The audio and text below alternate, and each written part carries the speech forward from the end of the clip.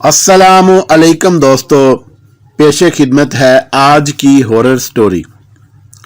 वो इधर उधर मतलाशी नजरों से देख रही थी। फिर उसकी नजर बोर्ड पर पड़ी। उसने बुरके का नकाब नीचे गिराया और दुकान पर लगे बोर्ड की तरफ बढ़ गई। बोर्ड पर जली हरूफ में लिखा था, साहरी बंगाली बाबा, जादू टूना और काले इल्म की काट के माहर, महबूब आपके कदमों में, घरेलू नाचाकी, सास बहू के झगड़े और दीगर तमाम मामलात के लिए रजू करें। रकैया ने दुकान में कदम रखा।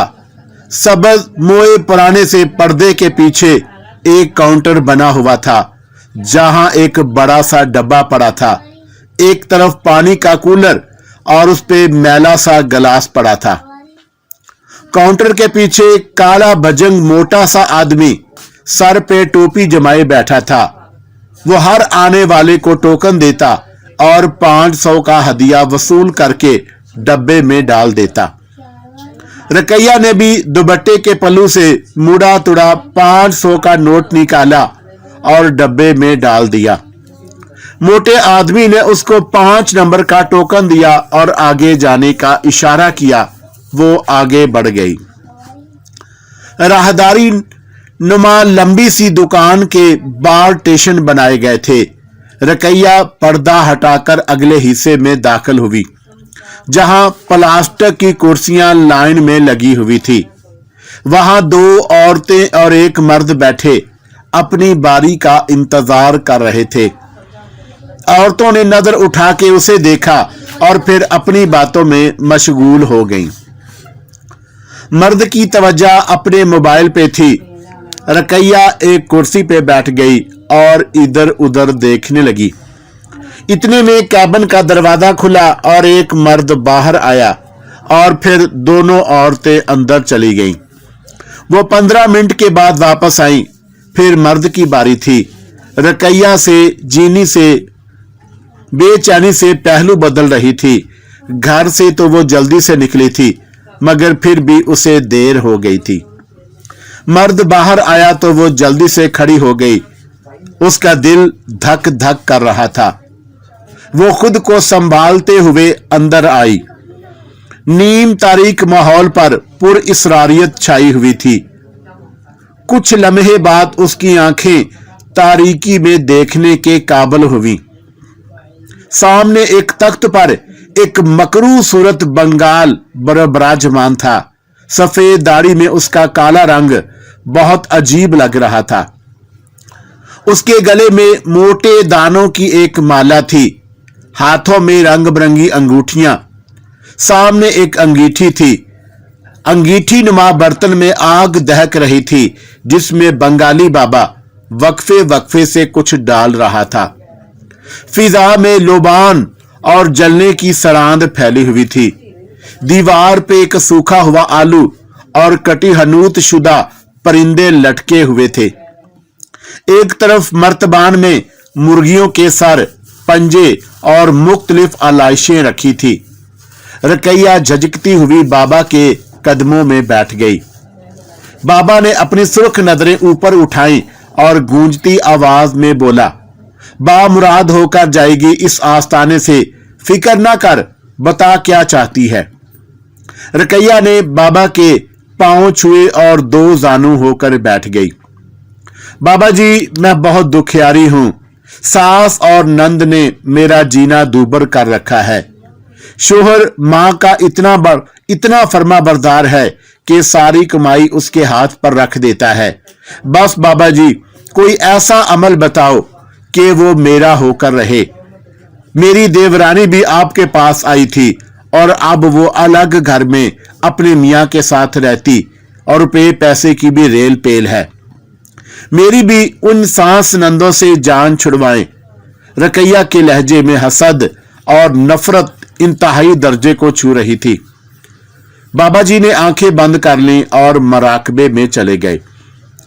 कुछ देर मुंह में बदबदाने के बाद एकदम आंखें खोल दी और गैजो गजब में बोले, तेरी सास ने तुझ पर जादू करवाया है, मगर हम उसका तोड़ करेंगे।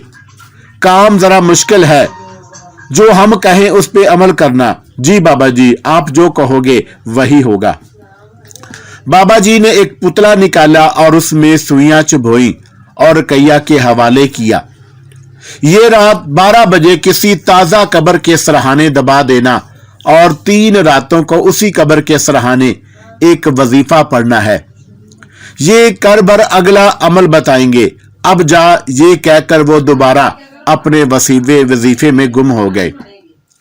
रकैया अपने बिस्तर पे पहलू बदल रही थी। असलम की उस पूरे हफ्ते नाइट ड्यूटी थी। वो एक मिल में टेक्नीशियन था। साथ वाले कमरे में उसकी सास इशा की नमाज के बाद वजीफे में मशगूल थी। फिर वसवसो जाती और तहज्जुद के वक़्त उठती। सास के साथ उसकी 17 साला नंद बैठी और बेफिक्र नींद सो रही थी। सास ने वजीफा खत्म किया, आयतुल कुर्सी का हिसार बनाया और लेट गई। चंद लम्हों बाद उसके खराटे गूंज रहे थे। रकैया धीमे से उठी, अलमारी से पुतला निकाला, काली चादर ओढ़ी और खामोशी से बाहर निकल गई। हर तरफ हू का आलम तारी था। चंद गलियां अबूर करके एक बड़ा सा मैदान था जिसके साथ ही कब्रिस्तान था। वो कब्रिस्तान में दाखिल हुई।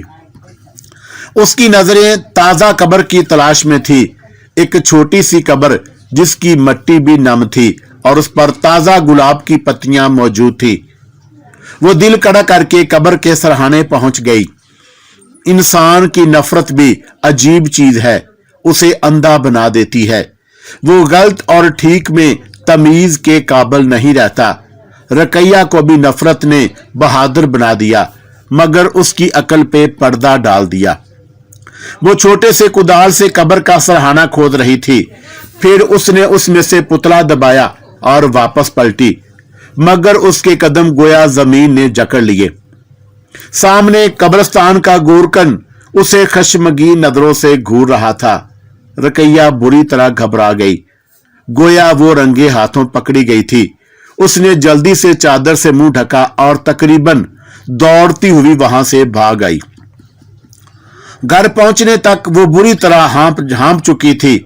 कमरे में आते हुए उसकी नजर सास के बिस्तर पर पड़ी। वो वहां मौजूद नहीं थी। अब तो उसके हवास गुम होने लगे। वो खामोशी से अपने बिस्तर पर आकर लेट गई। सुबह उसकी आंख खुली तो उसकी नंद स्कूल जाने के लिए तैयार हो रही थी, जबकि उसकी सास चूल्हे पर तवा रखे रोटी बना रही थी। उसने चोर नजरों से सास की तरफ देखा, मगर वो अपने काम में मसरूफ थी। असलम की बाइक बाहर आकर रुकी। सलाम के बाद वो हाथ मुंह धोकर मां के पास सीढ़ी पे नाश्ता करने आ बैठा। रकैया ने सालन और पानी लाकर रखा। इस दौरान उसकी नंद स्कूल जा चुकी थी। असलम भी सो गया। सास छोटे छोटे काम निभाती रहती, पर किसी मिलाद में जाने का कहकर बाहर चली गई। रकैया को बोल हौल उठ रहे थे कि वो रात का अमल कैसे करेगी। इसी कश्मकश में शाम हो गई। असलम के जाने और सास के सोने तक वो खामोश रही। सास ने 1-2 मर्तबा पूछा तो उसने यूं हाँ कहकर टाल दिया। रात भीग चुकी थी।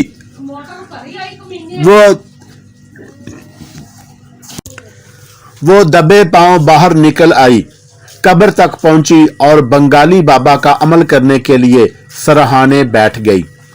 बताए गए मंत्र के अल्फाज दोहराते हुए उसने आंखें बंद कर ली। यकायक उसे किसी की आहट सुनाई दी। वो डर कर पीछे मुड़ी।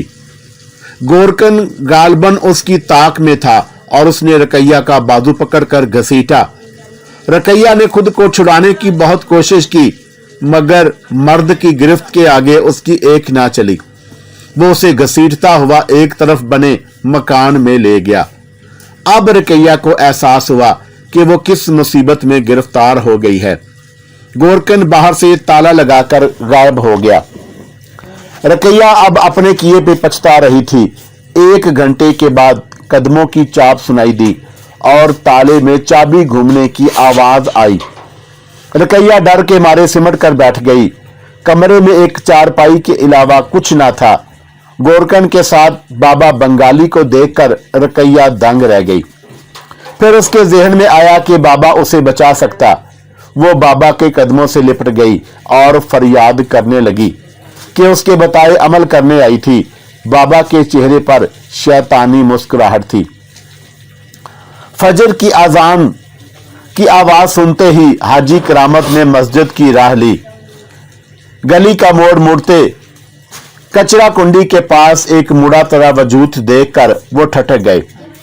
उसकी नब्ज टटोली और जिंदगी की हल्की सी रमक पाकर फौरन अपने घर बेटे को फोन किया और दोनों बाप बेटा उसे अपने घर ले आए। हाजी साहब ने बेगम को सूरत हाल से आगाह किया।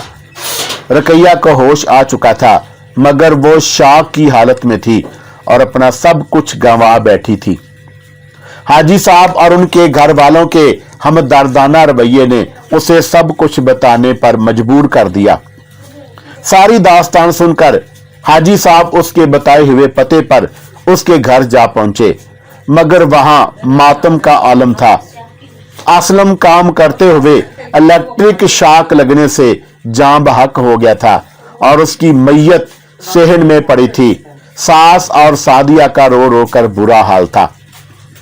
हाजी साहब ने वापस आकर रकैया को जब यह खबर सुनाई तो वो बछाड़े खाने लगी। बहुत मुश्किल से उसे घर ले जाया गया।